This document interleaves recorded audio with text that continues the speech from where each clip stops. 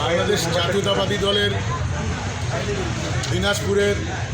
জেলা শাখার জরুরি সভার সিদ্ধান্ত মোতাবেক গতকাল যে ঘোষণা করা হয়েছিল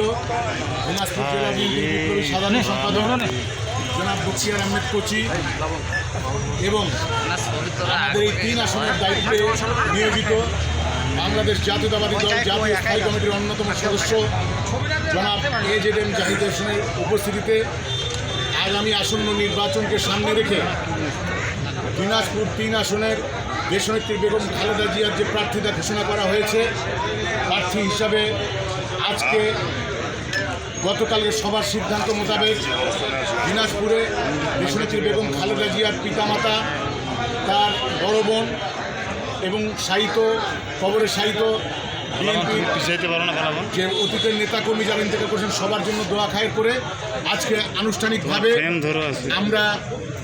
এই নির্বাচন প্রচারণার কার্যক্রম